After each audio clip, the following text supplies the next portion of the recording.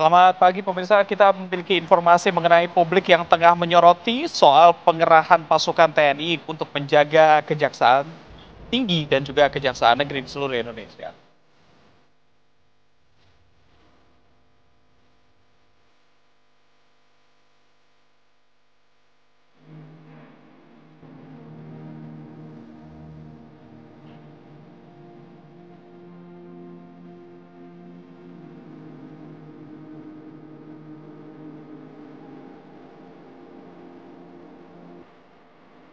Seorang wanita menjadi korban begal di daerah Cibitung, Kabupaten Bekasi, Jawa Barat.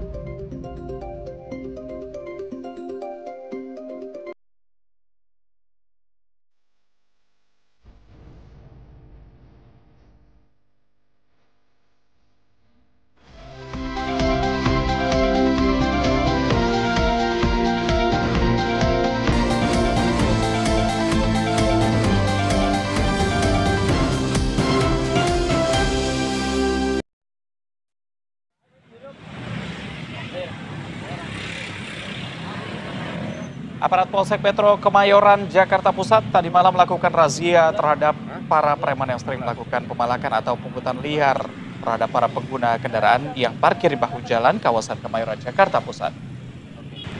Beginilah razia preman yang dilakukan oleh aparat Polsek Metro Kemayoran, Jakarta Pusat di sekitar kawasan Kemayoran, di antaranya di bundaran Masjid Akbar, Kemayoran, Jakarta Pusat. Maraknya pengunjung yang parkir kendaraannya di bahu jalan membuat preman yang berkedok cukir liar makin berkeliaran untuk melakukan pemalakan atau meminta uang secara paksa. Dengan menggunakan motor, aparat kepolisian Polsek Kemayoran yang menyamar dengan menggunakan pakaian sipil tersebut langsung memantau gerak-gerik para preman yang melakukan pemalakan terhadap para pengunjung yang kendaraannya ini sedang parkir.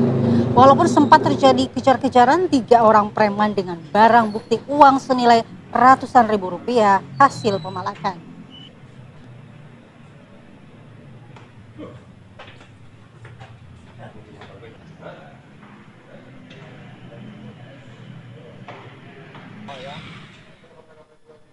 Assalamualaikum warahmatullahi wabarakatuh. Selamat pagi pemirsa, selamat pagi Fala. Selamat pagi Reza. Nah ini kalau Jumat katanya Alif ya, Alhamdulillah it's Friday. Alhamdulillah sudah mau weekend lagi. Betul, walaupun kemarin sudah diawali dari libur panjang begitu ya, tapi rasanya udah ketemu Jumat lagi tuh tetap harus semangat dan juga seneng rasanya. Iya, makanya mau kasih pantun. Apa nih?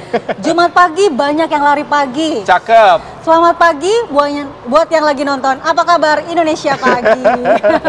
Nah kita punya informasi apa aja hari ini, Pak? Iya, ada banyak, mulai dari begal yang semakin nekat, Betul. kemudian sampah yang berserakan di jalan-jalan, dan juga wanita yang terpaksa mencuri karena biaya perceraian. Nah, ini akan kita hadirkan bahkan lengkap. katanya totalnya sampai 120 Iya. juta ya. Kita akan lihat nanti seperti apa. Tapi sebelumnya kita ke informasi awal dulu pemirsa, ini tidak hanya di Kemayoran, aksi pungli ternyata juga terjadi di kisaran Pelabuhan Tanjung Priuk yang menimpa para sopir truk yang keluar masuk pelabuhan. Hasilnya ada puluhan preman yang ditangkap aparat Polres Pelabuhan Tanjung Priuk, Jakarta Utara pada Kamis malam. Para pelaku yang diamankan melakukan aksinya dengan mencegat kendaraan truk trailer dan meminta paksa sejumlah uang hingga barang kepada para supir truk yang keluar masuk ke area pelabuhan. Dalam operasi Berantas Jaya 2025 tersebut, sebanyak 20 pelaku premanisme yang diamankan dari berbagai titik digelandang ke Mapores Pelabuhan Tanjung Priuk untuk diperiksa lebih lanjut. Sebanyak 36 pelaku aksi premanisme berhasil diamankan selama sepekan operasi. Dari tangan para pelaku, petugas turut mengamankan total uang kurang lebih sebesar 2,5 juta rupiah yang merupakan hasil pungli.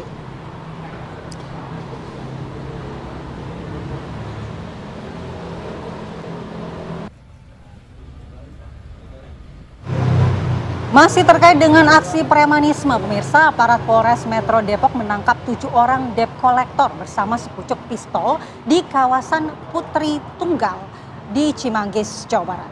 Nah ini ada 7 orang yang ditangkap, selama ini diduga memang telah meresahkan warga dengan berbuat premanisme, membawa senjata api. Dalam penggeledahan polisi mendapati ada 4 butir peluru tajam dan 1 butir peluru karet. Saat ini pihak aparat masih mendalami pemeriksaan terhadap para debt collector tersebut. Bahkan uji balistik juga akan diterapkan terkait dengan kepemilikan senjata api. Polres Metro Depok berkomitmen untuk memberantas premanisme sejalan dengan program Zero Premanisme oleh Gubernur Jawa Barat.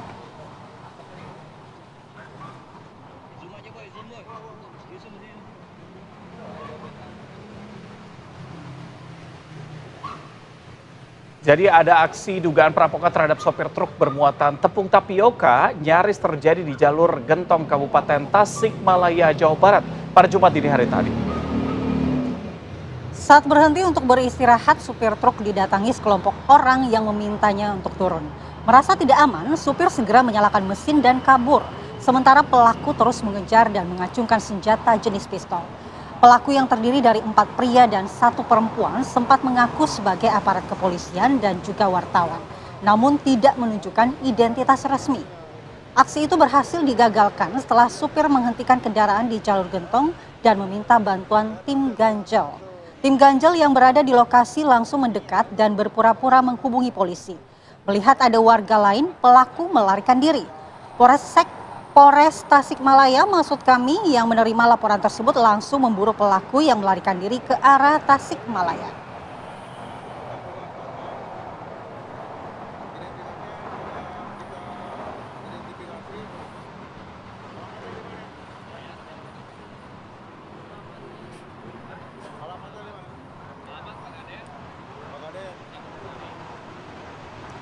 Kembali ke Jakarta, pemirsa, gudang penyimpanan barang elektronik di lantai 4 kawasan perkantoran Citra Geraha Kedoya ini di Kebonjeruk, Jakarta Barat ludes terbakar.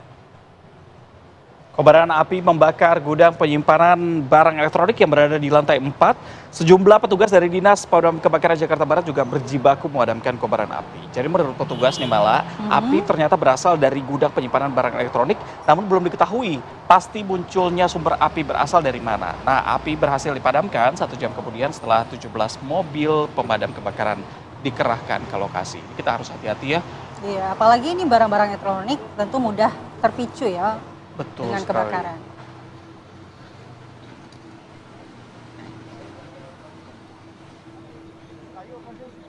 Jadi yang berikutnya ini masih soal kebakaran. Ada belasan sepeda motor milik pelajar di Cianjur, Jawa Barat yang ludes terbakar. Selain sepeda motor, api juga membakar 2 bangunan rumah. Sempat terdengar ledakan lebih dari 5 kali dari tangki BBM motor. Selain sepeda motor, kobaran api juga melahap sebagian 2 bangunan rumah milik warga. Setelah 1 jam lebih, kobaran api akhirnya bisa dipadamkan setelah petugas menerjunkan 2 unit mobil pemadam kebakaran. Petugas juga sempat kesulitan untuk mendapatkan akses air karena lokasi kebakaran berada di area padat pemukiman.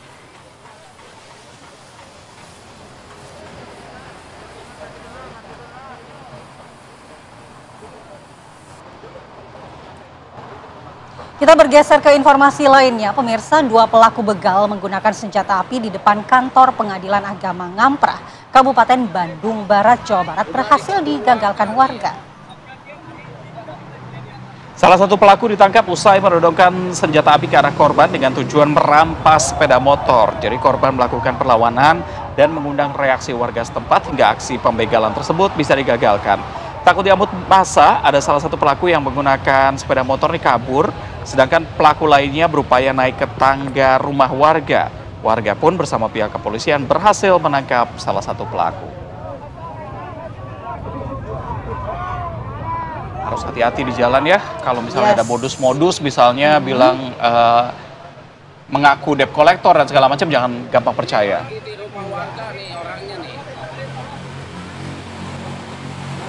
Pemirsa, polisi berhasil menangkap pelaku pengoplos gas LPG bersubsidi di Temanggung, Jawa Tengah. Dari video amatir terlihat detik-detik dramatis jajaran anggota Resmo Polres Temanggung saat menggerebek pelaku pengoplosan gas LPG bersubsidi 3 kg ke dalam tabung gas 12 kg di sebuah kandang ayam. Dalam melakukan aksinya, para pelaku mendatangkan gas LPG 3 kg dari Pekalongan. Selanjutnya dimasukkan ke dalam tabung gas ukuran 12 kg dengan perbandingan 4:1. Gas LPG 12 kg yang sudah dioplos dengan harga Rp140.000. Pelaku mengantongi keuntungan sebesar Rp25.000 per tabung.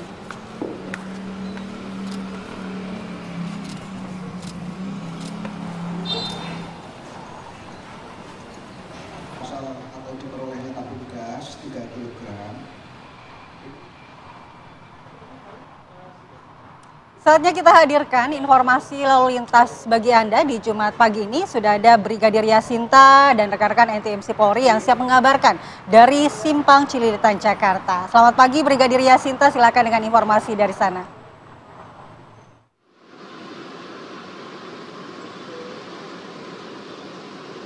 Ya baik, terima kasih Reza dan Mala di studio, dan selamat pagi pemirsa. Kembali bersama saya Brigadir Yasinta dari NTMC Polri. Saat ini saya akan mengajak Anda untuk memantau langsung bagaimana kondisi arus lalu lintas terkini, tepatnya di kawasan PGC Cililitan, Jakarta Timur.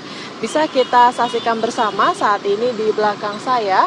Pada umumnya situasi arus lalu lintas di kawasan ini sudah mulai terlihat adanya peningkatan volume kendaraan di beberapa arahnya bertepatan dengan jam berangkat perkantoran, baik dari Kramat Jati yang akan menuju ke arah Cempaka Putih maupun arah sebaliknya. Hal yang sama juga terlihat khususnya dari arah Halim yang akan menuju ke arah Cawang, begitupun arah sebaliknya. Dan perlambatan kecepatan maupun antrian kendaraan menjelang traffic light terjadi cukup panjang, sekitar 300 meter ke belakang, yang didominasi oleh kendaraan pribadi baik roda 2 maupun roda 4. Namun selepasnya kendaraan masih dapat melaju dengan kecepatan normal berkisar 30 hingga 40 km per jam. Kami menghimbau kepada para pengendara agar berhenti tepat di belakang garis stop saat menunggu antrian traffic light, tidak menerobos jalur busway demi keselamatan bersama. Kemudian bagi para pejalan kaki agar menyeberang jalan pada sarana jembatan penyeberangan atau JPO yang telah tersedia di kawasan ini. Dan mengingat kawasan ini berdekatan dengan pasar dan juga pusat grosir, untuk itu kami himbau para pengendara agar mengantisipasi banyaknya aktivitas masyarakat dan adanya angkutan umum yang berhenti di bahu jalan untuk menaik turunkan penumpang serta keluar masuk kendaraan di area tersebut. Sementara itu berdasarkan data IRSMS Korlantas Polri, angka kecelakaan lalu lintas di seluruh Indonesia selama 1 kali 24 jam terjadi sebanyak 211 kasus laka lantas dengan rincian 18 meninggal dunia, 45 luka berat dan 270 luka ringan. Untuk itu kami himbau para pengendara agar senantiasa mematuhi peraturan lalu lintas, jaga jarak aman kendaraan Anda, utamakan keselamatan dalam berkendara dan budayakan tertib berlalu lintas demi keselamatan bersama. Dan untuk informasi selengkapnya seputar arus lalu lintas terkini, Anda dapat menghubungi call center kami di 1500669 atau SMS center di 9119. Anda juga dapat mengakses website kami di korlantas.polri.go.id. Stop pelanggaran, stop kecelakaan, keselamatan untuk kemanusiaan, dan salam presisi. Demikian Brigadir Yasinta melaporkan langsung dari kawasan PGC Cililitan, Jakarta Timur. Kembali ke studio, silakan Reza dan Mala. Makan kuaci bareng cita-citata. Cakep. Maci Brigadir Yasinta. Cakep, imut banget sih bantunya. Terima kasih. Kembali di Apa Kabar Indonesia Pagi, pemirsa, jelang puncak ibadah haji, petugas haji Indonesia meninjau langsung kesiapan tenda untuk jamaah di Arafah. Tenda-tenda putih yang akan digunakan oleh para jemaah Indonesia saat wukuf mulai dilengkapi dengan karpet, kasur, dan fasilitas penunjang lainnya. Sistem pendingin udara diuji coba, toilet-toilet dibersihkan, dan berbagai fasilitas dipersiapkan demi kenyamanan jemaah. Peninjauan di lokasi ini dipimpin oleh tenaga ahli Kemenak RI, Bunyamin Yafid, didampingi Kepala Bidang Perlindungan Jamaah atau Linjam PPIH Arab Saudi Kolonel Laut Harun Al-Rashid, dan Kepala Seksi Media Center Haji MCH Dakar Mekah Dodo Murtado. Para wartawan yang tergabung dalam MCH juga turut melihat langsung proses persiapan. Sekitar 1,8 juta jemaah haji dari berbagai negara diperkirakan akan berkumpul di Arafah pada 9 Zulhijjah mendatang.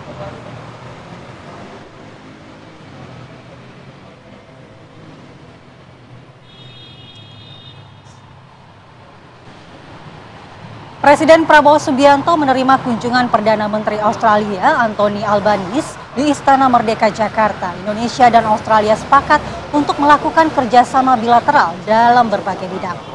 Setibanya di istana, Presiden Prabowo Subianto menyambut langsung kedatangan Albanese. Kunjungannya ini merupakan yang pertama bagi Albanese usai dilantik menjadi PM Australia 13 Mei lalu. Prabowo dan Albanese kemudian mendengarkan lagu kebangsaan kedua negara. Presiden Prabowo menyampaikan rasa terima kasih kepada Albanese sebagai pemimpin dunia pertama yang menyampaikan ucapan selamat kepada Prabowo ketika terpilih menjadi presiden. Dalam pertemuan bilateral ini, baik Indonesia maupun Australia sepakat untuk kerjasama dalam berbagai bidang, termasuk soal pertahanan ekonomi, ketahanan pangan, transisi energi, serta hubungan luar negeri.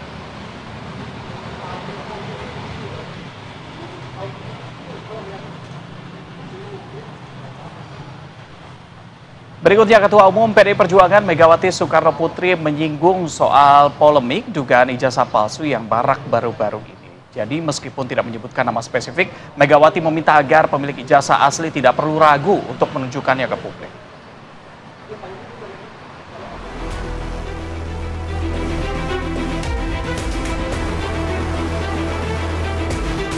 Desas-desus dugaan ijazah palsu hingga kini menuai sorotan. Sejumlah pihak yang memperkarakan bahkan telah dilaporkan. Isu ijazah yang viral turut ditanggapi Ketua Umum PDI Perjuangan Megawati Soekarno Putri. Meski tak menyebutkan nama spesifik, Megawati meminta agar pemilik ijazah asli tak perlu ragu menunjukkan ke publik. Kita yang benar-benar pintar atau merepek orang banyak tuh sekarang kemudian gajing urusan ijazah benar bomba. Kalau susah aja. Kalau ada ijazah itu kasih aja ini ijazah saya itu. Nah dengan demikian ya ini kan saya pusing ya, pusing orang terus waktu saya. Juru bicara PDI Perjuangan Guntur Romli menegaskan pernyataan Megawati tidak mengarah ke nama Presiden ke-7 Joko Widodo karena isu yang disampaikan adalah umum. Pernyataannya, Ibu Megawati tidak pernah menyebut nama Jokowi dan juga tidak spesifik mau bahas soal isu ijazah palsu. Jadi pendukung Pak Jokowi tidak perlu baper ya. Karena apa yang disampaikan oleh Ibu Megawati itu kan isu yang umum, misalnya ada yang bertanya soal ijazah kita, soal umur misalnya ya tinggal tunjukin saja KTP. Soal ijazah yang tanya ya tinggal tunjukin aja ijazah aslinya. Jadi nggak perlu ribut sampai misalnya harus bawa ke masalah hukum, membuat repot banyak lembaga. Guntur Romli juga berharap semua pihak yang sedang bergulat dengan isu ijazah untuk diselesaikan secara damai. Tim TV One mengabarkan.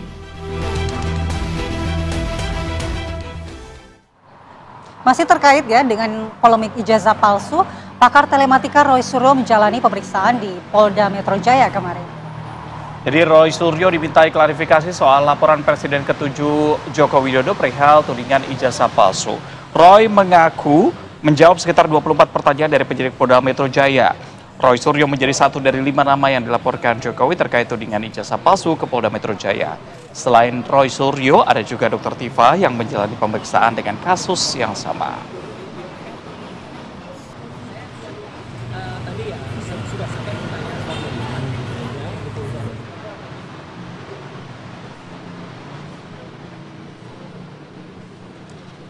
Ya pemirsa, selain Roy Suryo, penyidik Polda Metro Jaya ini juga memanggil Tifausia Tiasuma ya. Ini terkait laporan yang dilayangkan Presiden RI ke-7 Joko Widodo atas tudingan ijazah palsu. Betul, usai pemeriksaan, Tifausia ini menyebut dirinya mempertanyakan alasan penyidik memanggilnya sebagai saksi. Dalam pemeriksaan, Tifa juga mengaku menggunakan haknya untuk tidak menjawab terhadap pertanyaan dari penyidik. Bahwa surat undangan klarifikasi ini adalah seharusnya sesuai dengan apa yang tertulis di dalam undangan klarifikasi, yaitu definitif disampaikan bahwa undangan klarifikasi ini adalah sesuai dengan peristiwa yang dilaporkan oleh pelapor yang terjadi di Jakarta Selatan tanggal 26 Maret 2025. Tetapi sayangnya saya berkali-kali minta klarifikasi, minta penjelasan tentang apa sebetulnya peristiwa yang terjadi di tanggal 26 Maret 2025 tersebut, sampai dengan terakhir saya tidak mendapatkan sebuah jawaban. Ya, jadi 90% lebih, hampir 100% pertanyaan-pertanyaan yang disampaikan oleh penyidik sama sekali tidak ada kaitannya dengan peristiwa tanggal 26 Maret 2025 di Jakarta Selatan. Ya. Dan karena itu saya juga menggunakan hak saya untuk tidak menjawab pertanyaan-pertanyaan yang tidak relevan dengan isi substansi dari undangan klarifikasi ini. Jadi malah sejauh ini Polda Metro Jaya sudah memeriksa 24 saksi terkait dengan tudingan ijazah palsu terhadap Presiden ke-7 Joko Widodo. Sejauh ini juga sudah ada beberapa alat bukti yang dimiliki oleh Polda Metro Jaya, salah satunya adalah flash disk hingga dokumen.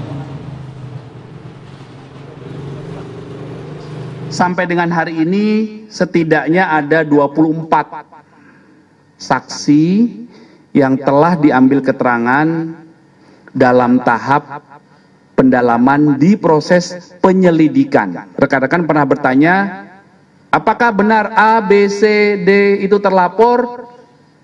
Terlapornya dari laporan yang kami terima dalam penyelidikan. Tapi dalam peristiwa itu muncul beberapa nama yang dijelaskan oleh pelapor selaku korban, dan peristiwa inilah yang dilakukan proses pendalaman saat ini. Ada beberapa barang bukti yang sudah diterima oleh penyelidik, antara lain ada 1 buah flash disk berisikan 24 link video YouTube dan konten pada media sosial X, ya. Kemudian ada beberapa dokumen fotokopi ijazah,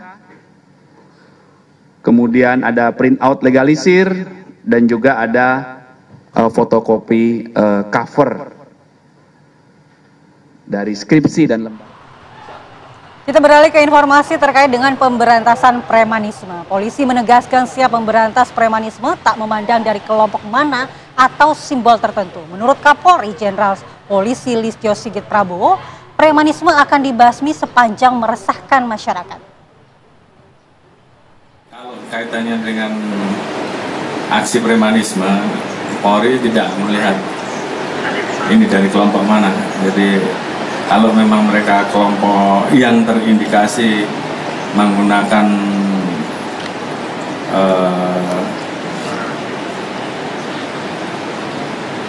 simbol-simbol tertentu, buat kita yang kita lihat adalah tindakannya. Kalau itu meresahkan masyarakat, kita tidak tegas. Jadi apakah ini dari kelompok dalam tanda kutip ataupun siapapun itu, sepanjang itu meresahkan masyarakat, kita tidak kompromi dan kita tidak tegas. Kembali di Apa Kabar Indonesia Pagi, Reza, saya mau tanya, ukuran celananya berapa nih? Aduh, kenapa mau dikasih kado ya beli celana? Enggak, karena Menteri Kesehatan Budi Gunadi Sadikin bercelutuk soal pria berukuran celana jeans di atas 32 lebih cepat menghadap Allah.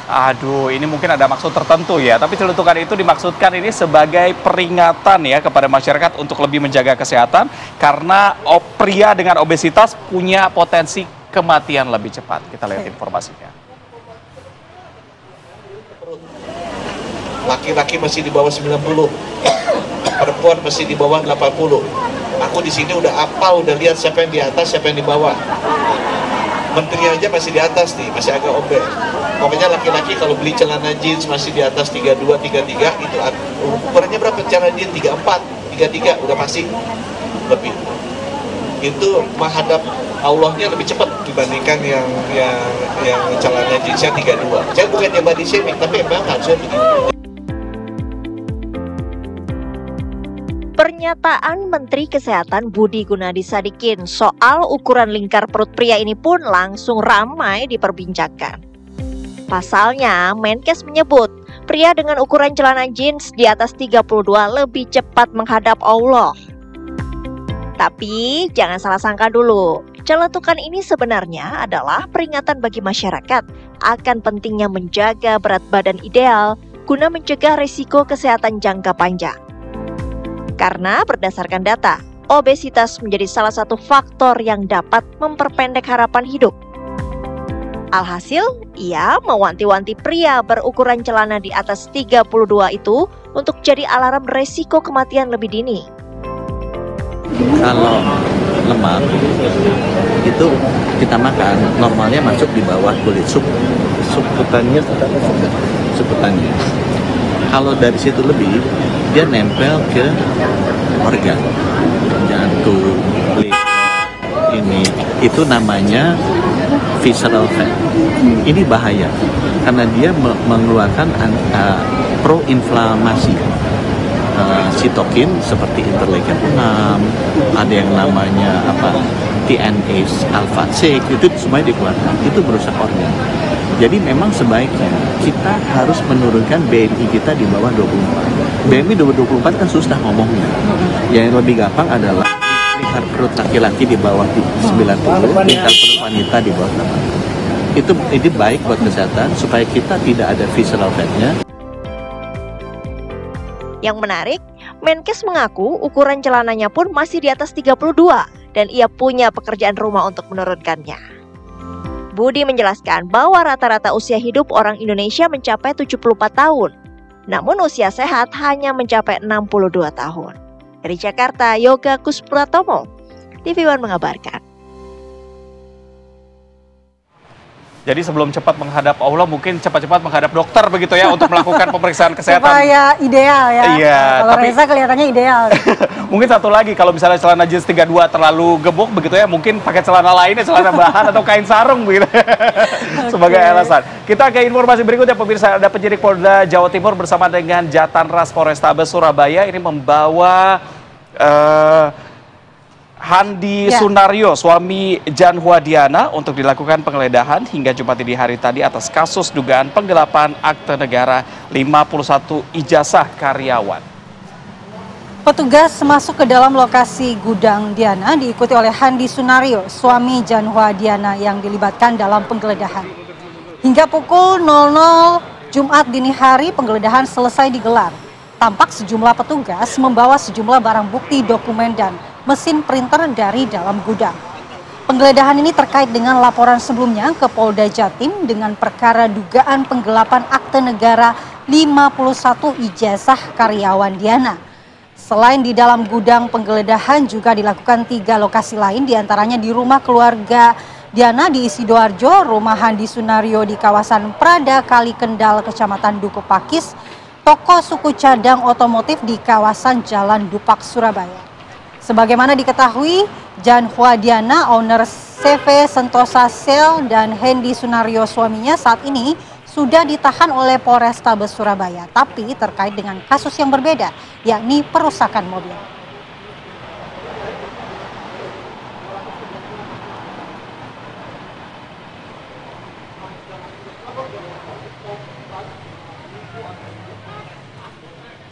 Petugas imigrasi Jakarta Selatan melakukan razia dokumen kepada warga negara asing di apartemen Kalibata City, Jakarta Selatan tadi malam, dan ditemukan 6 warga negara asing yang bermasalah dengan dokumen kedatangan.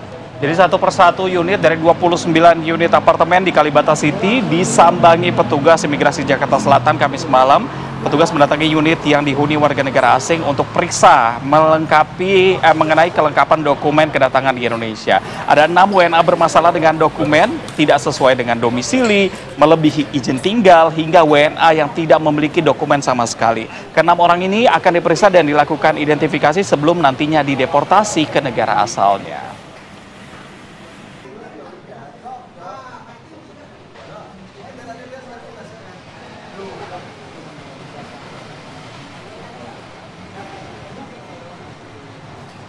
Pemirsa, 3 jenazah seorang ibu dan 2 anaknya ditemukan di saluran irigasi berbeda di Sidrap, Sulawesi Selatan.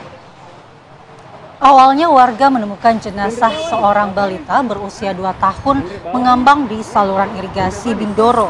Kemudian 1 jenazah balita lainnya berusia 4 tahun ditemukan mengambang di irigasi desa Alakuang.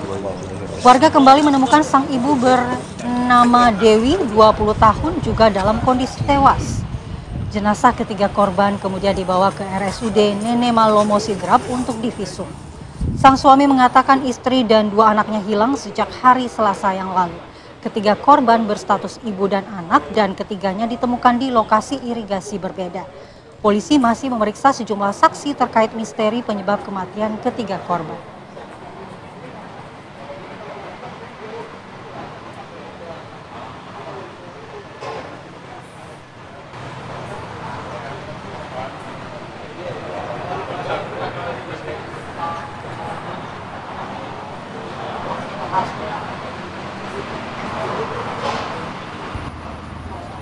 Orang hadir. Kita ke kabar lainnya pemirsa, seorang ibu ditangkap jajaran Polresta Bogor Kota lantaran mencuri perhiasan emas yang senilai 120 juta rupiah di sebuah toko emas yang ada di sebuah mal di Bogor, Jawa Barat. Jadi dari rekaman kamera pengawas ini terlihat ada seorang wanita berinisial AM yang melancarkan aksinya dengan melakukan pencurian emas. Awalnya pelaku berpura-pura akan membeli emas. Tidak ada kecurigaan dari penjaga toko hingga mengeluarkan sejumlah emas yang akan dipilih oleh pelaku. Namun saat penjaga toko terlihat lengah, pelaku yang menggunakan baju lengan panjang langsung memasukkan emas seharga 120 juta rupiah ke balik lengan bajunya. Jadi peristiwa ini juga dilaporkan ke pihak kepolisian. Satreskrim Polresta Bogor Kota dilakukan pengejaran terhadap pelaku AM. Tidak membutuhkan waktu lama, pelaku berhasil diringkus oleh polisi di salah satu mal di kawasan Bekasi. Kasus ini hingga kini masih ditangani jajaran Satreskrim Polresta Bogor Kota. Akibat perbuatannya pelaku harus merasakan dinginnya lantai tahanan sementara Polresta Bogor Kota. Santai banget ya, dia hanya sisa menutupi gelang emas tersebut dan tidak terlihat oleh pedagang. Seolah terbiasa begitu.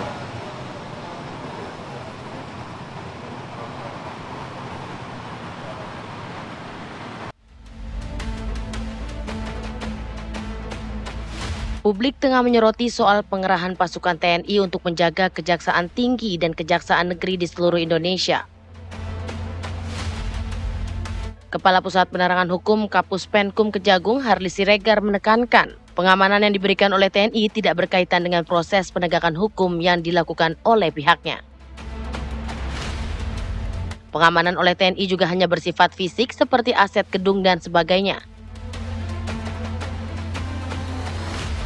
Proses penegakan hukum yang dilakukan kejaksaan dipastikan akan tetap independen. Harli menambahkan dalam undang-undang TNI dapat memberikan dukungan maupun bantuan pengamanan terhadap aset dan objek vital strategis. Kejaksaan pun dinilai sebagai objek strategis yang termasuk di dalamnya. Lantas adakah urgensi pengerahan personil TNI untuk menjaga kejaksaan saat ini? Tim TV One mengabarkan.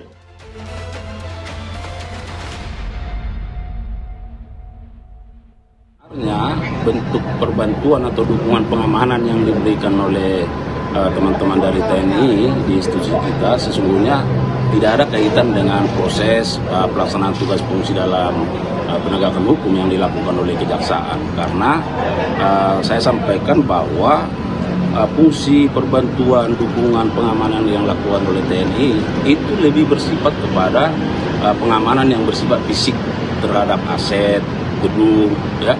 Nah, sedangkan terkait dengan pelaksanaan tugas fungsinya, tentu kami melakukan itu secara independen, ya. Ada penegakan hukum di sini, apalagi yang essay terakhir dari Panglima TNI dan KKS itu untuk pengamanan tugas-tugas dan fungsi kejaksaan, hanya mengamankan, bukan penegakan hukum di situ.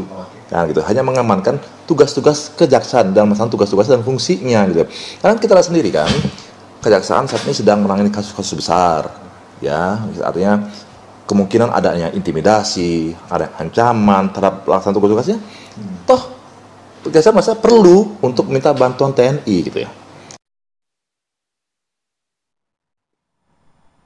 Yang saya ingin tanyakan nanti ini kira-kira kalau mau mulai sidang apakah butuh aba-aba siap dulu atau tidak?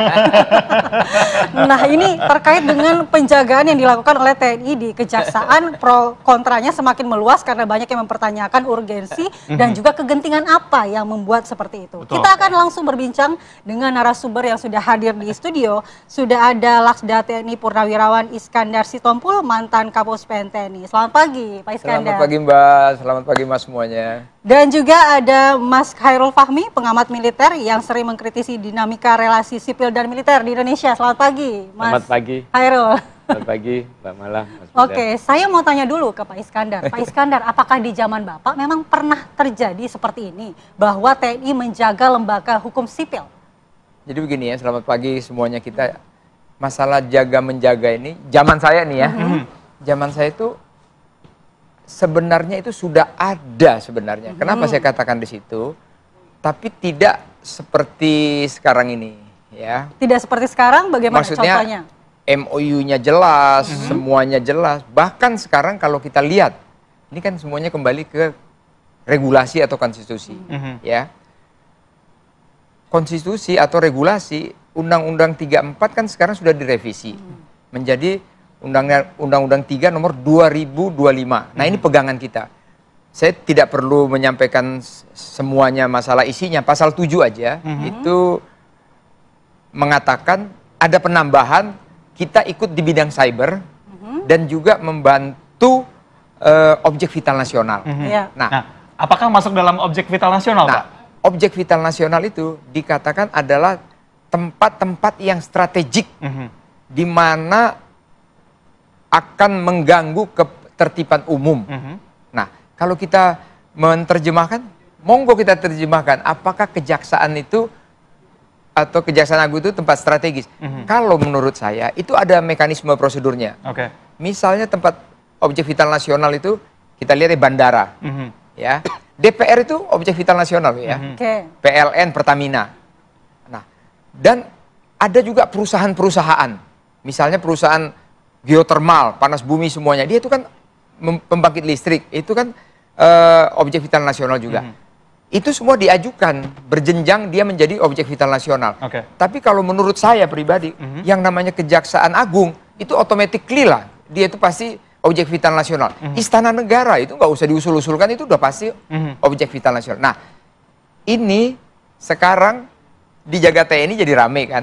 Nah, sebenarnya tidak ada yang dilanggar, apalagi ada MOU. Ya, setelah ada tadi revisi dari undang-undang itu, ada lagi MOU. Dan juga tadi kan Mbak mengatakan bahwa nanti akan siap di sana. Enggak seperti itu. Dia tidak akan mencampuri masalah materi. Materi sidang dia enggak. Mungkin masalah pengamanan, contohnya ya, contoh konkret aja. Misalnya ada koneksitas. Kan di sana ada jam pit mill. Ya, ada koneksitas. Mungkin di sini perlu, atau katakanlah tanda petik agak-agak bagaimana begitu, perlu ada tentaranya di situ. Demikian juga kalau kita mungkin lihat kasus kemarin ya. Saya bukan bela TNI banget, enggak lah ya. Tapi mari kita lihat data dan fakta secara empirik. Jampitsus pernah heboh kan, ada si A diambil, diserahkan kepada kesatuannya karena memata-matain katanya begitu. Sehingga ada tensi yang tinggi dalam hal apa? Timah, kasus timah. Nah, kita juga, negara kita ini kan sekarang, maaf ya saya katakan di sini, masalah korupsi ini kan udah, kalau menurut saya sudah lampu merah ya. Kita ini mungkin kalau kanker udah stadium 3. Udah ada liga korupsinya juga ya. Nah, liga korupsi sudah ada. Nah, ini kalau saya lihat mungkin Kejaksaan Agung memang sebenarnya ada saudara kita polisi ya. Tapi kenapa ada seperti ini ya, kita tanyakan kepada Kejaksaan Agung, kenapa minta ke tentara ya. Nah, di sini saya mau menyoroti poinnya apa? Korupsi yang tadi tuh. Banyak sekali kasus-kasus korupsi yang membuat rakyat ini menderita. Alangkah indahnya, mari kita sama-sama. Kalau perlu Bapak juga ya, semua rakyat ini kita sama ke Kejaksaan Agung ya. Kita kawal mereka, kita bantu mereka supaya korupsi ini bisa dituntaskan seperti apa yang dikatakan Bapak Presiden kita. Akan dikejar ke gurun pasir sampai ke Antartika dan lain sebagainya. Ini yang kita tunggu. Kenapa saya katakan gitu? Begitu banyaknya korupsi ini, mulai dari Pertamina yang maju mundur, Pagar laut, Tina, pagar laut, ya, apalagi itu. Bahkan ada maklar-maklar yang 1 triliun ada di rumahnya. Ini apa ini? Kok nggak terungkap secara nyata? Saya mengharapkan para media juga berani menyampaikan ini kepada mereka ini. Ayo, ambil langkah-langkah, buka semua kepada masyarakat. Baik, saya ke Pak Hairul. Pak Hairul, kalau misalnya tadi sudah disinggung bahwa ada kasus-kasus besar yang dijalankan oleh Kejaksaan, MOU juga sudah ada sejak 2023. Kalau kita tanya waktunya kenapa sekarang, apakah memang ada seseorang atau sesuatu yang mau ditakut-takuti begitu Pak, dengan hadirnya personil TNI yang berjaga di sana? Ya pertama kita ya bisa memahami lah ya kekhawatiran publik, ya pertanyaan-pertanyaan publik terkait isu ini ya. Tapi kita juga ya harus percaya ya, pemerintah tentu punya pertimbangan ya dalam konteks penempatan pengamanan dari TNI di lingkungan kejaksaan ini, mulai dari Kejaksaan Agung sampai Kejaksaan Negeri. Nah, Ini tentu apa namanya juga kalau kita lihat ya tentu berkaitan lah ya dengan dinamika keamanan. Kita tahu lah belakangan ini ada dinamika keamanan yang ya termasuk juga di lingkungan kejaksaan sendiri ya. Apalagi kejaksaan belakangan ini kalau kita lihat kan banyak sedang menangani kasus-kasus besar yang yang memungkinkan apa ya hadirnya konflik kepentingan, potensi konflik kepentingan dan potensi-potensi gangguan dalam apa namanya penanganan itu ya. Nah ini kan mungkin itu juga menjadi pertimbangan ya dalam konteks mengapa pengamanan itu tidak cukup hanya oleh pengamanan internal atau pengamanan dalam misalnya, tidak cukup juga hanya diperkuat ditambah dengan kepolisian, sehingga harus diperkuat dengan kehadiran personel TNI. Jumlahnya juga saya kira ya cukup lah ya, apa namanya misalnya di Kejaksaan Tinggi yang lebih kompleks itu 30, kemudian di Kejaksaan Negeri yang mungkin lebih areanya juga lebih kecil gitu ya, 10 orang ya, itu saya kira itu kan kalau dipakai untuk nakut-nakutin saya kira juga nggak cukup lah ya. Jadi ini menurut saya ini bentuk lebih kepada bentuk tindakan preventif ya ketimbang upaya-upaya menakut-nakuti atau intimidasi bahkan gitu. Berarti tidak menjamin ya bahwa adanya personil TNI di sana berjaga bahwa pelaku kasus-kasus besar ini akan takut begitu? Ya ini yang apa namanya tentu konteksnya bukan menakut-nakuti ini juga ya apa namanya yang akan berpotensi konflik kepentingan tadi atau ya, tapi setidaknya ini antisipasi atau bentuk preventif tadi untuk mengurangi potensi-potensi gangguan gitu ya dalam penanganan dan penegakan hukum ini ya. Tapi ya menurut saya bagaimanapun kekhawatiran publik ini kan juga harus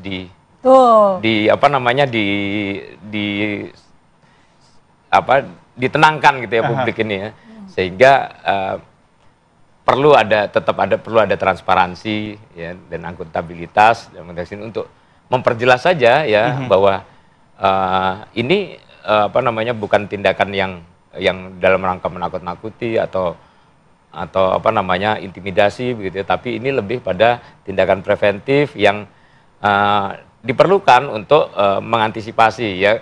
Kalau apa namanya kita ini kan harus berpikir dari apa namanya kemungkinan terbaik sampai kemungkinan terburuk. Begini, kan Mas, ini. Tapi apakah memang ada kegentingan yang mungkin tidak dibuka karena ini mungkin tidak perlu untuk membuat panik publik. Tapi ini memang kondisinya ada ancaman sehingga TNI lah yang harus melakukan penjagaan di kejaksaan. Karena kita tahu kan tugas TNI ini adalah menghadapi ancaman. Ya bisa jadi kegentingan itu kan bukan saat ini ya. Artinya ini kalau dalam konteks misalnya intelijen itu kan biasa bicara atau bertindak itu sedia payung sebelum hujan. Ya mungkin saja ya diproyeksikan karena kasus-kasus besar yang akan terungkap ini rentetannya mungkin akan panjang, akan semakin besar karena menggurita misalnya begitu. Sehingga kemungkinan adanya gangguan keamanan yang lebih besar juga apa namanya perlu diantisipasi ya. Dilakukanlah apa namanya sedia payung sebelum hujan ini gitu ya dengan menghadirkan apa namanya tambahan kekuatan personil pengamanan dari TNI. Oke, mungkin Bang Iskandar ada tanggapan? Jadi kalau saya lihat begini Pak ya, kita harus by data ya, by data. Kalau saya ini berbicara begini, saya yakin, saya percaya ya, pasti di benak Pak Burhanuddin atau Jaksa Agung kita ini pasti ada sesuatu. Cuman alangkah indahnya ya disampaikan. Namun ada namunnya. Kalau nanti dibuka secara transparan, ya kalau menurut saya mereka kan tidak akan begitu. Setelah ada data dan fakta di persidangan lah itu nanti dibuka semuanya. Dia nggak akan ngasih tahu. Contoh konkretnya Mbak, coba kalau kita lihat kasus-kasus besar, kita coba agak ke negara lain. Kolombia Mbak, itu jaksa-jaksa yang berani-berani sama kartel itu Mbak, lewat semua Mbak.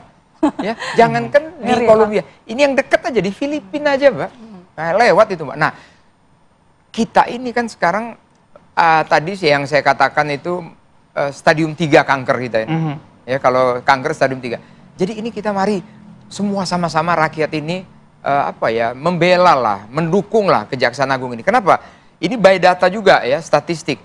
Jaksa Agung itu sekarang tahun 2024 menangani kurang lebih ya 2.500 kasus. Ya, kepolisian kurang lebih 1.000 sekian kasus. KPK kurang lebih 80 kasus. Nah, kalau kita lihat statistik dengan data ini kan berarti Kejaksaan Agung mempunyai PR yang sangat besar yang harus dituntaskan. Nah, apakah ini yang mengakibatkan itu? Ya, mudah-mudahan iya. Kenapa? Kita harapkan 3 bulan ke depan atau 6 bulan ke depan muncul tuh A, B, C dengan tuntas semuanya. Jangan hanya A, kelihatan bunga-bunganya tapi nggak dikasih lihat akar-akarnya semua gitu loh. Nah ini contoh yang saya katakan tadi kan. Rakyat ini sebenarnya, tadi apa yang disampaikan Pak Fahmi, khusus korupsi, mereka itu semua udah marah semua sebenarnya. Makanya di sini kita sebagai perwakilan, aku udah pensiunan sih ya, aku menyampaikan.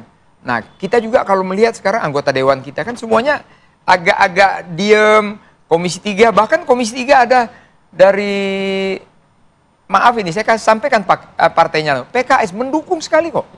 Dari PKS mendukung sekali. Dari Demokrat Pak siapa itu juga, Pak Denny Keharman juga mendukung, semua juga mendukung kok Pak. Nah itu kan mereka itu kan perwakilan kita di Senayan untuk menyampaikan ini. Dan jujur saya katakan, kalau kita lihat lagi statistik, ini saya selalu bicara statistik ya. Korupsi di Indonesia, kita ini adalah nomor 37 apa 34 di dunia. Ya di dunia. Kalau itu di dunia, kalau di Asia, kita ini nomor 5. Bayangkan kita itu dengan Filipina aja kalah. Dengan Vietnam saja kalah. Ini mau dikemanain negara kita ini? Berarti korupsi ini sudah kondisi darurat? Darurat sekali Mbak. Kenapa? Statistik lagi nih Mbak. Aku suka kumpul-kumpulin itu ya. Ribuan triliun loh kita punya anggaran kita yang dikorupsikan sama koruptor-koruptor ini. Kalaulah itu seperti kata presiden kita Pak Prabowo mengatakan bisa kita ambil lagi, kita bisa buat pendidikan Mbak, kesehatan Mbak, bahkan mungkin bantu untuk makan-makan gratis pun bisa itu. Makan-makan gratis. Inilah semangat kita Mbak. Jadi kita harapkan mudah-mudahan dengan adanya ini kan kita pasti sekarang masih berdebak-debak. Ada ancaman apa sih? Tapi yang tadi sudah kita kelihatan satu ya, yang diputar-putar pakai ngoeng-ngoeng ya. Nah, mudah-mudahan itu hanya hanya hoax saja mudah-mudahan. Nah, mudah-mudahan, tapi saya lihat sepertinya di media juga sudah ada sepertinya Jampitsusnya diganggu begitu ya. Nah, harapan kita apa yang sekarang dikerjakan MOU antara TNI dengan Kejaksaan, harus ada dong buahnya, harus ada dong hasilnya. Kira-kira apa? Ini yang kita tunggu kepada Pak Jaksa Agung, Pak Burhanuddin. Mudah-mudahan ada nih biar rakyat kita semangat semuanya. Oke, kita akan bahas lagi terutama mengenai apakah publik harus takut atau mendukung begitu ya. Usai jeda tetap bersama kami di Apa Kabar Indonesia Pagi. Kita lanjutkan kembali perbincangan mengenai personil TNI yang berjaga atau akan menjaga di Kejaksaan begitu ya. Saya ke Pak Hairul, kalau misalnya kita lihat kan sudah ada MOU sejak 2023 lalu sebenarnya fungsi penjagaan juga sudah ada begitu dari Polri. Apakah nantinya tidak ada konflik kepentingan antara kedua belah pihak karena sama-sama berjaga di sana begitu? Ya mestinya nggak ada kalau sifatnya kolaboratif ya mestinya nggak ada konflik kepentingan ya, menjaga ya dalam konteks menjaga keamanan, ya saya kira masa yang mau jaga keamanan terus malah berantem kan nggak masuk lah gitu ya, logika itu saya kira ya, sepanjang tujuannya adalah menjaga keamanan dan sepanjang didasarkan pada analisis ini ya, analisis kebutuhannya tadi ya. Ya saya kira nggak akan ada konflik kepentingan mestinya. Tapi ya. sudah Tapi ini kan masalahnya kan jadi keruh begitu ya, karena ada kekhawatiran yang sebenarnya lebih karena tadi ya lebih karena pikiran ini masalah nggak dengan polisi ini kalau ini apa namanya kalau pengamanan ini dilakukan pemisahan oleh TNI? tupoksinya mungkin. Iya. Apakah sudah sejelas itu? Iya, tingkat keamanan seperti apa yang akhirnya harus TNI yang jaga? Nah itu yang makanya kalau saya mendorong mungkin perlu ya publik diyakinkan bahwa ini berada dalam kerangka hukum yang jelas gitu ya, dan punya tujuan untuk antisipasi tadi, tindakan sebagai tindakan preventif terhadap kemungkinan gangguan keamanan, karena kami akan bekerja keras misalnya begitu untuk melakukan penegakan hukum misalnya seperti itu ya, karena dan ini kan kita melihat beberapa waktu ini kan banyak kasus kakap ya, ini jelas, dan ini kan baru puncak gunung esnya. Nah ke depan ini kan akan makin mungkin bisa mungkin saja ya akan makin banyak, dan itu tentu membutuhkan tingkat keamanan yang lebih serius gitu ya. Makanya TNI dibutuhkan. Ini penjelasan yang sebenarnya mudah disampaikan ke publik. Selama publik bisa memahami itu ya saya kira tidak ada yang perlu dikhawatirkan lagi gitu ya. Apalagi dikaitkan dengan kemungkinan adanya intimidasi, intervensi. Ya saya kira dalam konteks ini yang akan terintimidasi akan patut mungkin juga untuk merasa takut itu ya justru yang ingin mengintervensi, yang punya kasus, yang punya masalah dengan hukum gitu. Itu yang saya kira harus takut gitu ya. Tapi kalau publik saya kira tidak perlu khawatir bahwa ini akan menjadi ancaman bagi bagi kebebasan mereka atau ancaman bagi hak-hak mereka untuk mendapatkan keadilan misalnya. Termasuk presiden bahwa supremasi sipil ini tidak akan berjalan. Soal supremasi sipil kan tetap ini TNI juga saya kira dalam konteks penempatan personil untuk mengamankan kejaksaan ini kan tidak berinisiatif sendiri ya, didasarkan pada permintaan, dan permintaan itu pun juga tentu juga tidak akan muncul gitu ya kalau tidak ada ya katakanlah lampu hijau dari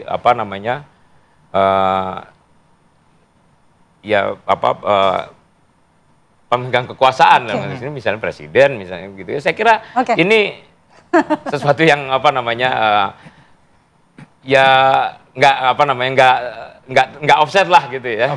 Oke, kan kita lagi-lagi membahas mengenai persepsi publik begitu ya. Kalau saya ke Pak Iskandar sudah ada jaminan bahwa ini tidak akan mengintervensi dalam proses hukum. Tapi bagaimana untuk meyakinkan publik? Ya, kalau saya lihat gini, meyakinkan publik itu pertama begini. Kita berbicara tentang masalah perbantuan itu berbicara tentang regulasi. Nah, regulasinya sudah jelas ya. Regulasi ini saya ulangi, regulasinya sudah jelas. Undang-Undang 3 2025 pasal 7. Di situ ada objek vital nasional. Nah, ini saya menghimbau.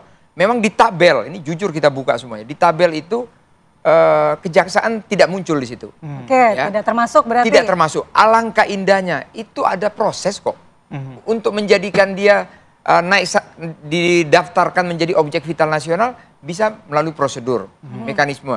Nah, kalau ini saya juga agak rancu, ini bagaimana? Apakah ini dia setingkat dengan kementerian lain? Seperti contohnya Kementerian SDM itu mengeluarkan istilahnya konfirmasi tentang ini objek vital nasional. Kalau dia mengeluarkan listrik, kalau dia dan lain sebagainya. Nah, ini keamanan ini tentunya harus segera. Ini saya usulkan kepada Kejaksaan Agung agar dia masuk di dalam tabel. Jadi sehingga tidak ada konflik lagi bahwa ini sesuai dengan aturan, sesuai dengan regulasi. Berarti Kejaksaan Agung bisa mengusulkan menjadi objek vital nasional. Objek vital nasional. Namun kalau saya lihat ini mungkin akan ke sana. Kenapa? Ditandai dengan MOU dulu. MOU nanti akhirnya ini perlu jadi objek vital nasional. Ini yang saya sampaikan pertama. Terus kedua, tadi masalah saya tambahkan Pak Fahmi, ini ada statement dari Kapolri kok Pak Sigit mengatakan dengan adanya ini bahwa sinergitas TNI dengan Polri semakin baik, semakin kompak. Itu ada statementnya. Jadi begitu saya baca, ini tidak ada hal-hal yang akan digarisbawahin ataupun lain sebagainya, tidak ada. Akan lebih sinergitas akan lebih baik, katanya demikian. Oke, baik Pak Iskandar, yang cukup menarik adalah ketika memang nanti sudah keluar atau sudah diterbitkan sebagai objek vital nasional, apakah ini berlaku secara nasional atau hanya lokasi-lokasi tertentu saja? Apakah seluruh kantor Kejaksaan Tinggi, kantor Kejaksaan Agung harus dijaga oleh personil TNI? Kalau objek vital nasional itu automatically ya dijaga. Selama ini semua objek vital nasional dijaga oleh saudara kita polisi.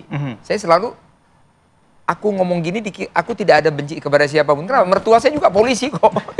Jadi aku ini keluarga polisi juga. Semua yang jaga itu polisi. Ya, tentunya dengan keluar nanti objek vital nasional ini dijaga TNI, ya, yang tadi Pak Kapolri dengan Panglima TNI akan ada sinergitas untuk menjaga. Saya yakin, saya percaya, manakala penegak hukum ini semuanya kompak, baik semuanya, masyarakat akan tenang, masyarakat akan sejahtera semuanya. Dengan catatan, hajar korupsi ini semuanya. Itu kalau dari saya. Pak Iskandar, kalau memang belum masuk objek vital nasional, tapi kalau kita berbicara mengenai landasan hukum, ini kemarin Kapuspen Maijen Kristoime sudah mengatakan bahwa ini bisa masuk dalam operasi militer selain perang atau OMSP. Tapi OMSP dalam Undang-Undang TNI itu kan harus berdasarkan keputusan politik negara. Betul. Apakah telegram dari pimpinan TNI ini bisa masuk termasuk ke dalam itu? Ini seru banget, Mbak ya. Aku dulu di Lemhanas, Sisko TNI ya.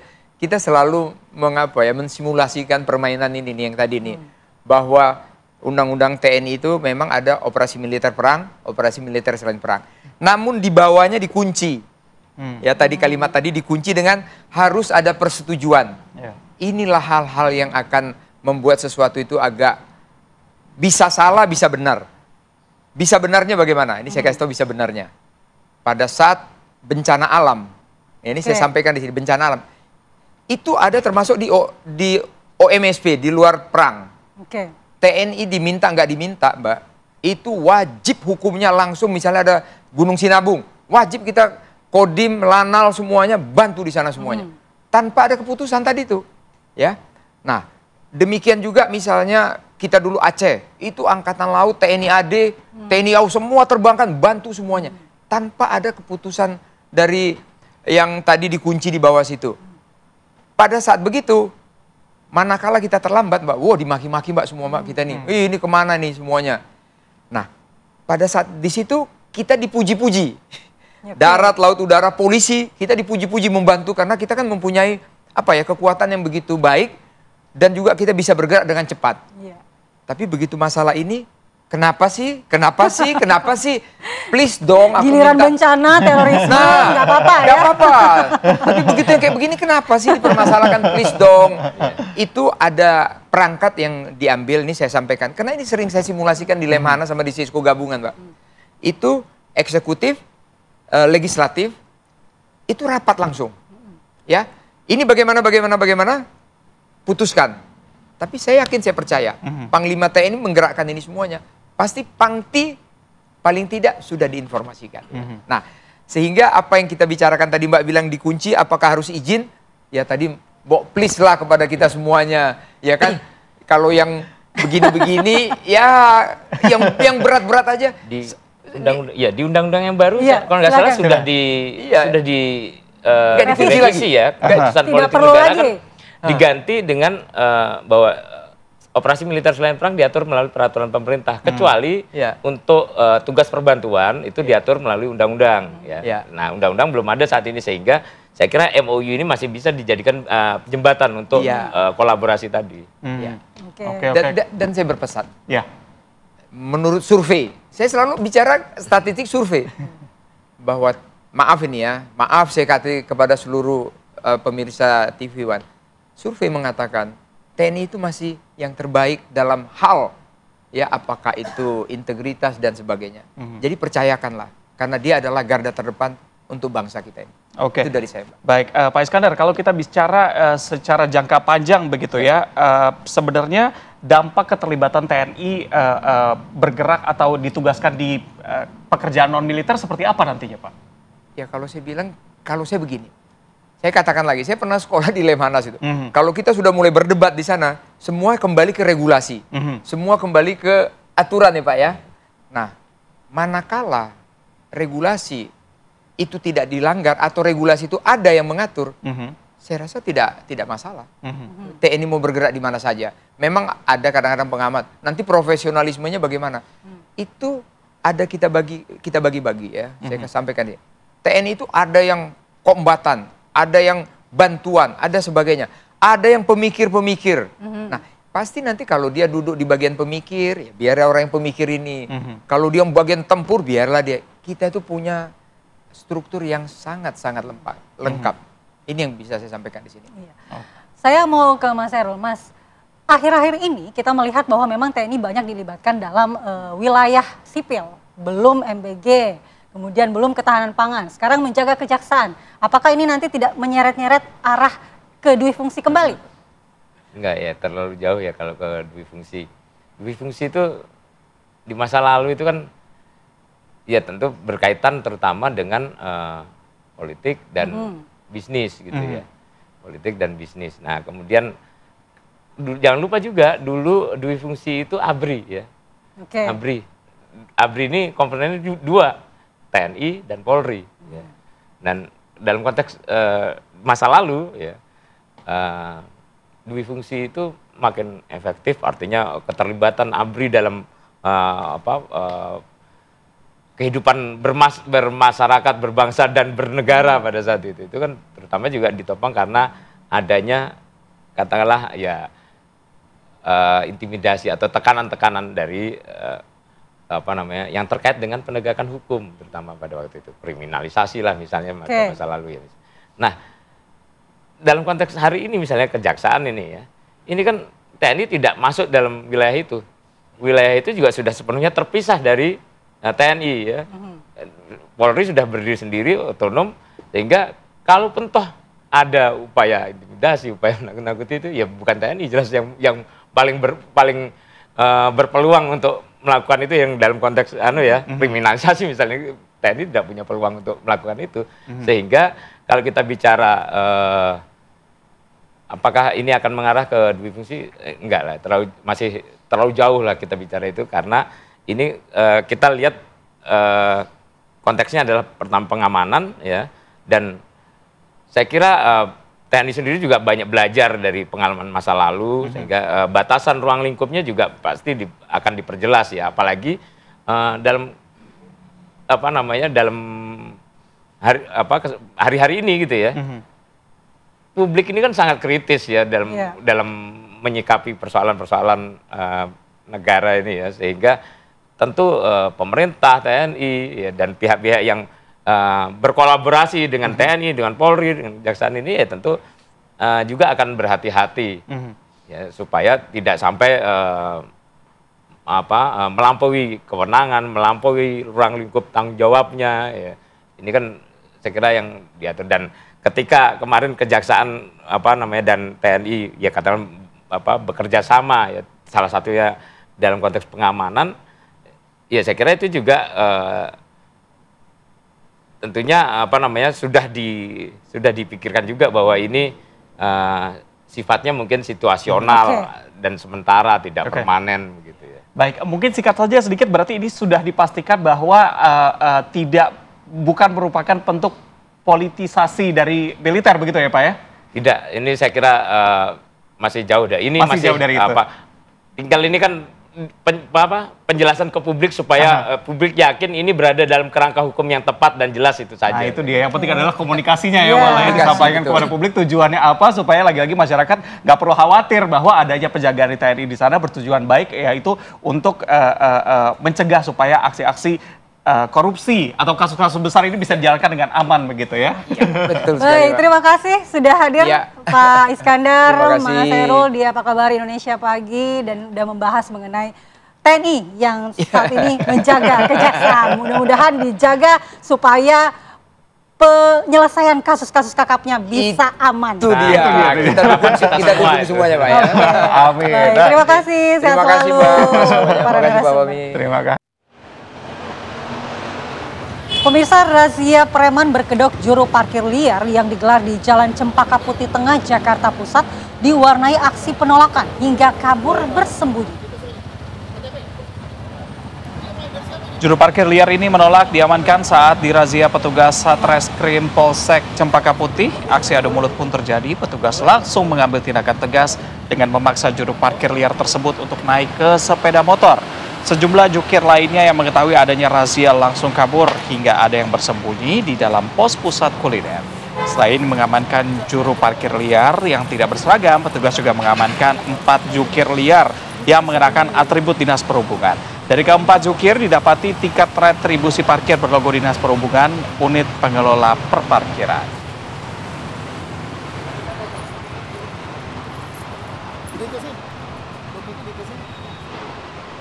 Aparat Polsek Metro Kemayoran, Jakarta Pusat malam tadi ini melakukan razia terhadap para preman yang sering melakukan pemalakan atau pungutan liar terhadap pengguna jalan yang parkir di bahu jalan di Kemayoran, Jakarta.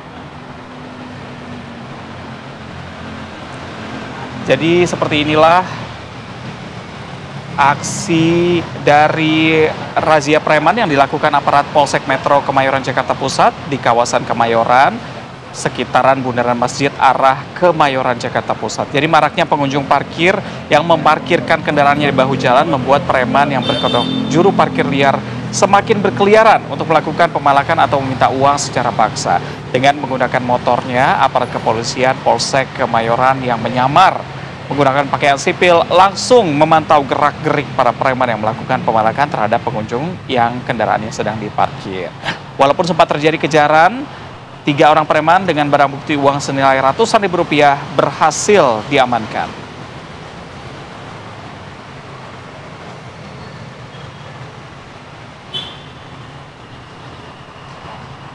Ya, jadi tidak hanya di Kemayoran, aksi pungutan liar juga terjadi di kawasan Pelabuhan Tanjung Priuk yang menimpa para sopir truk yang keluar masuk area pelabuhan. Hasilnya ada puluhan preman yang ditangkap aparat Polres Pelabuhan Tanjung Priuk, Jakarta Utara pada Kamis malam.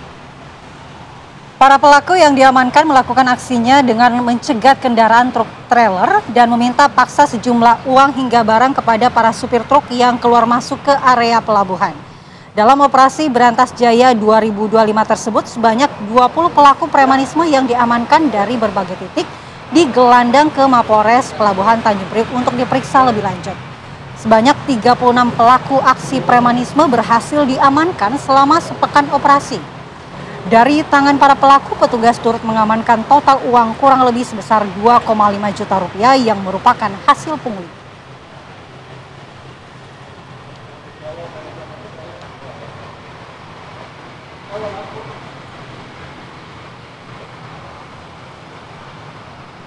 Masih aksi premanisme, pemirsa, aparat Polres Metro Depok menangkap 7 orang debt collector bersama sepucuk pistol di kawasan Putri Tunggal, Cimanggis. Saat berhenti untuk beristirahat, sopir truk didatangi oleh sekelompok orang yang memintanya untuk turun. Merasa tidak aman, sopir segera menyalakan mesin dan kabur. Sementara pelaku terus mengejar dan mengacungkan senjata jenis pistol.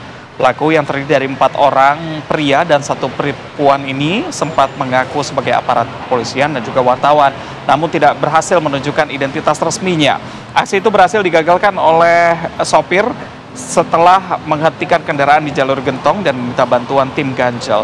Tim ganjel yang berada di lokasi langsung mendekat dan berpura-pura menghubungi polisi. Melihat adanya warga lain, pelaku langsung kabur. Polres Tasikmalaya Kota yang menerima laporan langsung memburu pelaku yang melarikan diri ke arah Tasikmalaya.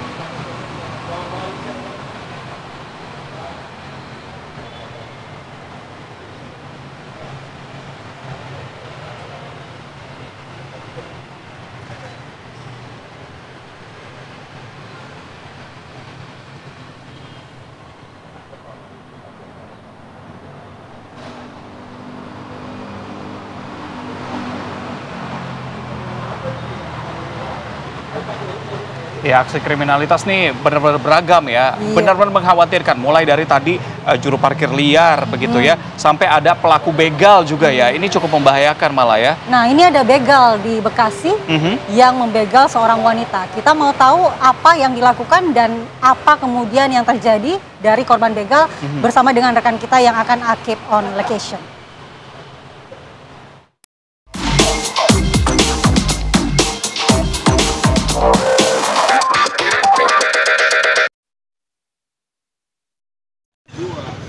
Nah, begal di sini motornya Beat.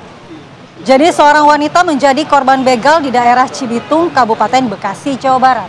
Di lokasi kejadian ini korban bersaksi begitu ya, pada Rabu malam lalu ada pelaku yang berjumlah 7 orang menggunakan 1 sepeda motor. Pelaku berhasil melarikan diri ke arah Tarumajaya. Pelaku pun berhasil merampas sepeda motor korban. Begalnya menuju Tarumajaya, TBL Tarumajaya.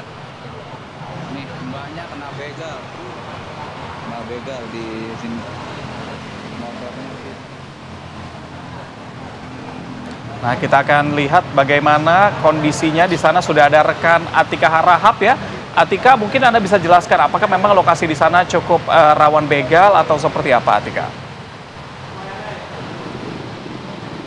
Ya, selamat pagi Reza, Mala dan juga pemirsa. Benar sekali, aksi sadis kawanan begal kembali terjadi di Kabupaten Bekasi, Jawa Barat pada Rabu malam 14 Mei 2025 lalu. Peristiwa ini terjadi kemarin itu sekitar pukul 21 waktu Indonesia Barat atau pada pukul 9 malam di Jalan Kali Raya CBL persimpangan Jembatan Pulau Puter, Desa Srimahi, Kecamatan Tambun Utara, Kabupaten Bekasi, Jawa Barat. Lokasi yang digambarkan oleh juru kamera kami, Dwi Kustantio, ini merupakan jembatan CBL yang letaknya ini tidak begitu jauh begitu ya dari TKP kejadian.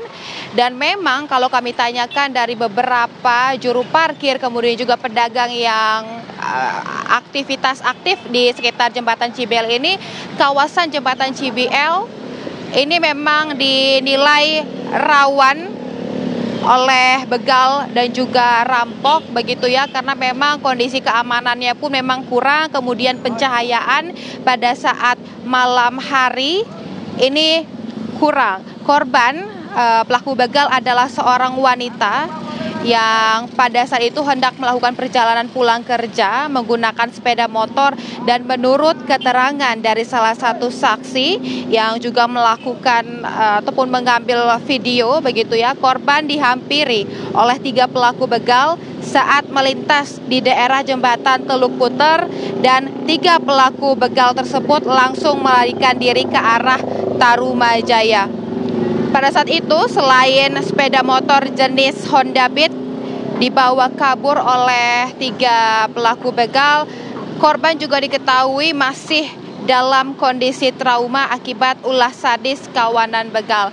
Ini merupakan lokasi jembatan CBL yang juga dinilai rawan, sangat rawan oleh begal, dan kami akan mengajak Anda, Reza dan juga Mala, untuk menanyakan bagaimana sih sebenarnya keamanan dan mengetahui adanya begal kembali terjadi di kawasan Kabupaten Bekasi ini dengan juru parkir yang memang beraktivitas setiap harinya di jembatan CBL.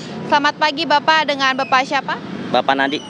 Pak Nadi, kemarin itu di tanggal 14, tepatnya Rabu malam 2 hari yang lalu, ini ada aksi begal kembali terjadi terhadap seorang korban wanita yang pada saat itu Honda Beat itu diambil oleh 3 pelaku begal. Itu mengetahui tidak, Pak?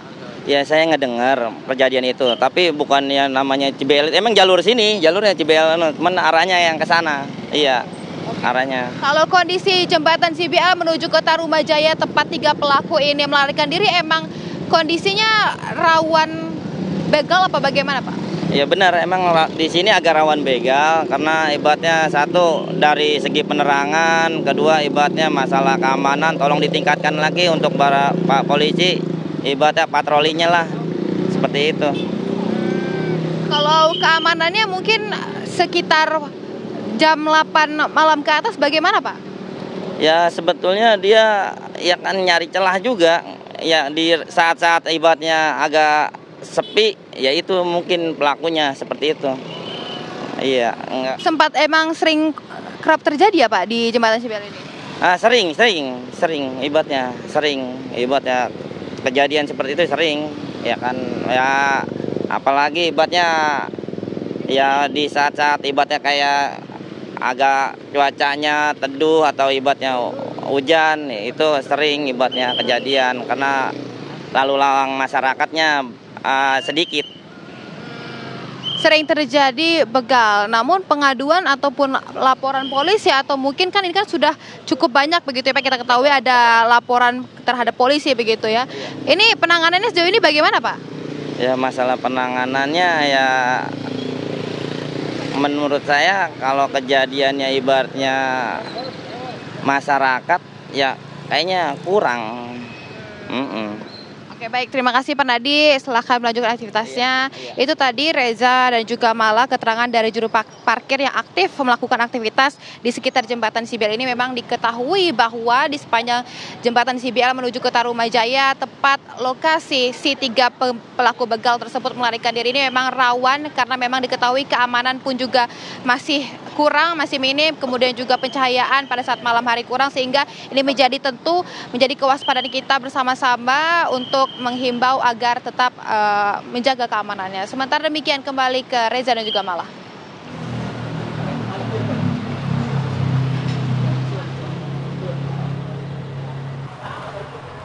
Kembali di Apa Kabar Indonesia Pagi, pemirsa, tumpukan sampah menutup separuh jalan di sebagian ruas jalan Kiai Haji Ahmad Dahlan, Petir, Kecamatan Cipondoh, Kota Tangerang, Banten. Kondisi itu mengganggu aktivitas warga sekitar dan pengguna jalan. Juga kerap terjadi kecelakaan akibat jalan licin yang disebabkan oleh sampah yang berserakan. Menurut warga, kondisi tersebut sangat mengganggu karena berserakan dan bau. Juga kerap terjadi kecelakaan. Meski telah membayar mahal pada setiap bulannya, warga mengaku bahwa tumpukan sampah tersebut memang kerap tidak diangkut oleh petugas. Warga dan pengguna jalan berharap kepada pemerintah, khususnya dinas terkait, agar dapat mengangkut sampah setiap hari, agar tidak menjadi penumpukan karena telah membayar mahal setiap bulannya.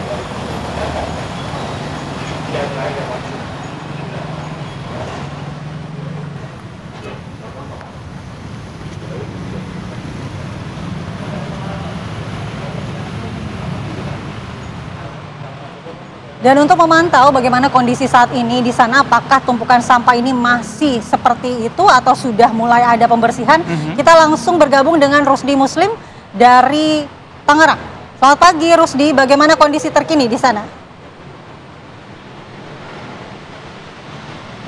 Kita dapat saya kabarkan dari Jalan Kiai Haji Ahmad Dahlan, Petir, Cipondoh, Kota Tangerang, di mana memang hingga saat ini sampah masih menumpuk hingga melebar ke Jalan Raya Kiai Haji Ahmad Dahlan. Dapat saya ingin perlihatkan bagaimana sampah ini terjadi penumpukan dengan volume rata-rata dari limbah rumah tangga yang memang dilihat, Anda lihat sendiri sampah ini dapat memakan jalan atau berserakan di jalan kali ini karena memang penampungan yang berada di sebelah kiri saya sudah tidak dapat lagi menampung. Namun begitu, jika kami mengamati sebenarnya penampungan ini masih dapat menampung volume sampah, namun karena saya melihat memang kurangnya kesadaran masyarakat yang membuang sampah sehingga sampah dilempar ketika mereka melakukan pengendara, dan Anda dapat lihat sendiri bagaimana volume sampah yang terdiri dari limbah rumah tangga serta adanya kotak-kotak kayu yang merupakan bekas peti buah. Samping itu juga ada juga sampah bekas pampers anak-anak yang ini merupakan sangat berbahaya jika di saat musim hujan ini akan terjadi genangan yang licin. Hal ini membuat pada minggu ini aja sudah ada 3 pengendara yang mengalami kecelakaan akibat tergelincir karena licinnya plastik ataupun sampah yang berserakan di Jalan Raya Kiai Haji Ahmad Dahlan ini. Sebenarnya pemerintah Kota Tangerang sudah memberikan masukan berupa aplikasi Silacak yang mereka memberikan nomor telepon, namun pada saat kami hubungi mereka hanya merespon namun tidak ada tindakan yang pasti. Dapat dipastikan sampah ini menumpuk dari sejak hari Senin hingga saat ini hari Jumat yang merupakan sudah kurang lebih 5 hari, hingga menyebabkan sampah ini terus mengalami penambahan volumenya hingga ke Jalan Raya Kiai Haji Ahmad Dahlan. Saya kabarkan pemirsa, di Jalan Kiai Ahmad Dahlan ini sebenarnya jika dalam kondisi normal, sampah diangkut dalam seminggu 3 kali. Namun karena dengan ada permasalahan apa, saya tidak melihat 1 atau 2 orang pun petugas yang melakukan aktivitas untuk membantu membersihkan atau merapikan sampah-sampah yang berada di Jalan Kiai Ahmad Dahlan ini. Bahkan di samping area penampungan ini merupakan sebuah kali yang jika nanti sampahnya meluber ke kali dapat menyebabkan banjir yang di sekitaran petir ini. Dan memang di area saya mengabarkan ini seringkali terjadi banjir jika volume hujan cukup deras. Dapat saya kabarkan sementara itu malah dari Cipondoh, Kota Tangerang.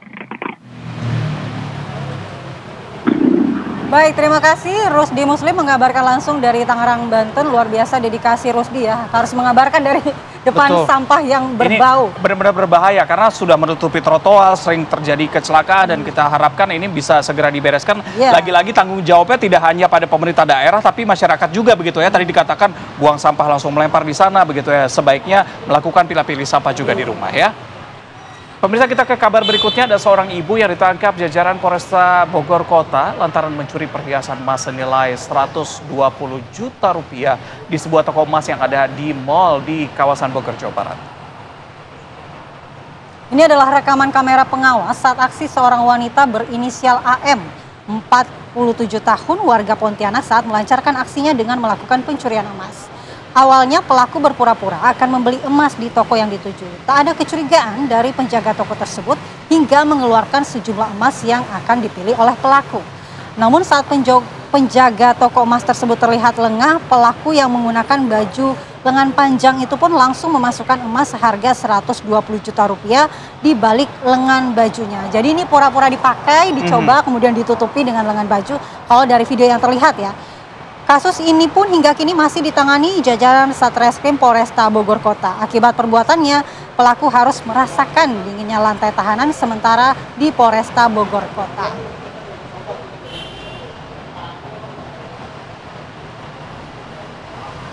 Kita segera bergabung dengan Ibtu Eko Agus, Kasih Humas Polresta Bogor Kota untuk mengetahui apakah ini pertama kalinya aksi dilakukan oleh pelaku atau sudah memang sering kali dilakukan. Betul. Selamat pagi Ibtu Eko.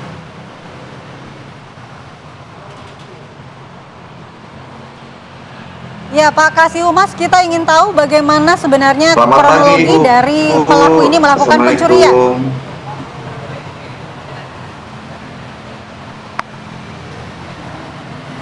Halo Bu.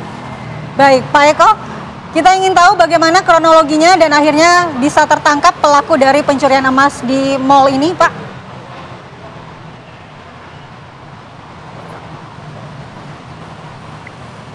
Baik, akan kami jelaskan bahwa kami telah berhasil menangkap seorang wanita ya berinisial AM, umur 47 tahun, warga Pontianak ya, yang diduga telah melakukan aksi pencurian di salah satu toko perhiasan di mal di Kota Bogor, salah satu mal di Kota Bogor. Ya, alhamdulillah kejadian tersebut pada tanggal 8 Mei tahun 2025 sekitar jam 12 siang. Alhamdulillah berhasil ditangkap oleh tim Resmot Satreskrim Polresta Bogor Kota pada tanggal 12 Mei 2025 di salah satu mal di Kota Bekasi. Demikian Mbak. Baik, Pak Eko, tadi Anda katakan bahwa pelaku diamankan di salah satu mal di kawasan Bekasi. Apakah memang ini dilakukan oleh pelaku lebih dari satu kali dan apa yang saat itu dilakukan oleh pelaku? Apakah ingin melakukan aksinya kembali? Pada saat ditangkap itu yang terduga pelaku itu sedang jalan-jalan ya Mas ya. Jadi kita masih dalam penyelidikan, masih kita dalami lagi Mas. Dan pelaku ini telah berbuat hal yang sama Mas di daerah Jakarta dan di Jawa Timur. Demikian Mas.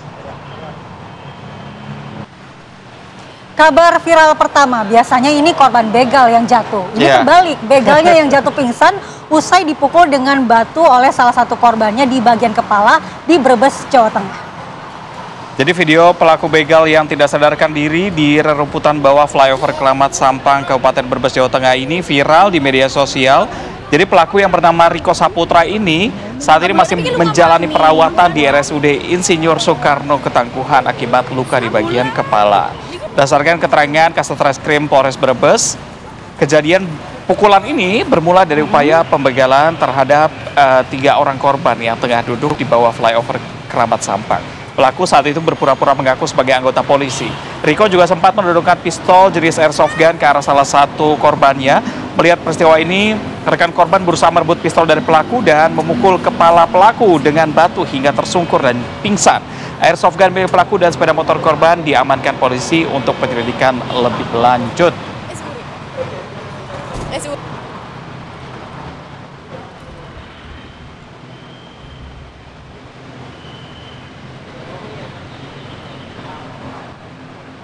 Gara-gara membuat konten untuk dimasukkan di medsos, ada 2 orang remaja putri yang nekat adu jotos di anjungan pantai Manakarapa, Mamuju, Sulawesi Barat.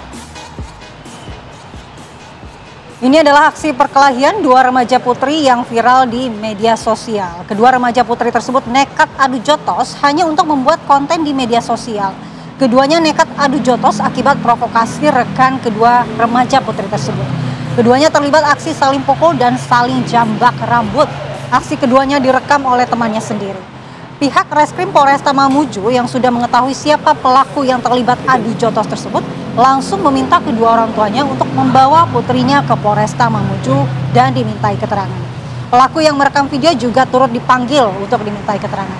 Ketiga remaja putri tersebut dibuatkan surat pernyataan agar tidak mengulang perbuatan tersebut. Yang begini jangan ditiru ya, niatnya mau viral tapi tujuannya nggak bagus. Kalau mau adu jotos adik-adik silahkan daftar di One Pride ya. Oh iya benar. Dijamin, disiarkan. Secara suportif ya. Iya.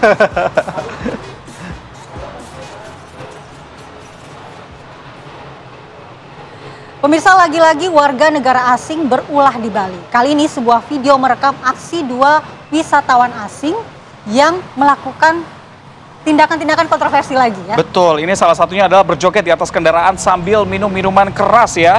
Jangan ditiru pemirsa, ini videonya memperlihatkan aksi konyol ada 2 WNA yang joget di atas mobil sambil minum minuman keras. Jadi ini terjadinya di kawasan Canggu, Kabupaten Badung, Bali. Cukup meresahkan, jajaran Satlantas Polres Bandung langsung memburu keduanya setelah mengetahui plat mobil yang digunakan, langsung bertindak dan menilang semua pelaku. Diketahui 2 WNA tersebut berwarga negaraan Inggris dan Kanada. Setelah ditangkap polisi, keduanya minta maaf atas tindakan mereka yang diakui di bawah pengaruh minum-minuman keras. Sementara sopir mobil yang mengaku disewa oleh kedua WNA tersebut dikenakan sanksi tilang. Ada aja aksi bule di Bali. Ya, harus ditindak tegas. Saya juga yakin sepertinya kalau di negara asalnya mereka tidak berani berbuat seperti ini ya.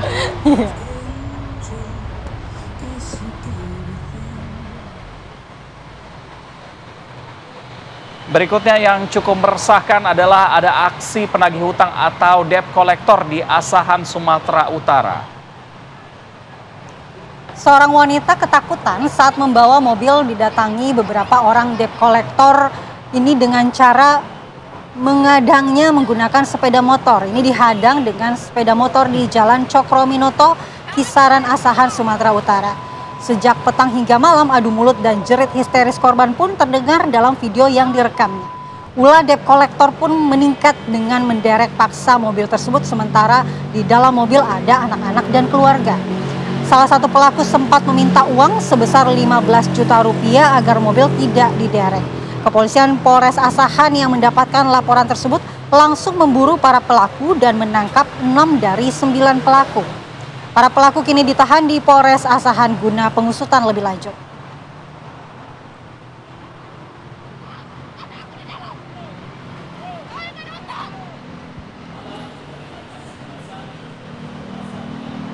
Masih informasi viral, pemirsa, video rekaman CCTV detik-detik pemotor tertabrak mobil pickup di Indramayu, Jawa Barat.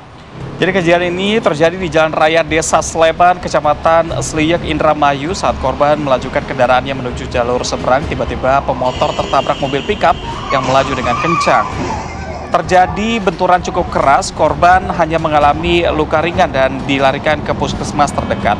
Peristiwa kecelakaan yang viral ini masih didalami oleh petugas unit Laka Lantas Polres Indramayu untuk kepentingan penyelidikan lebih lanjut.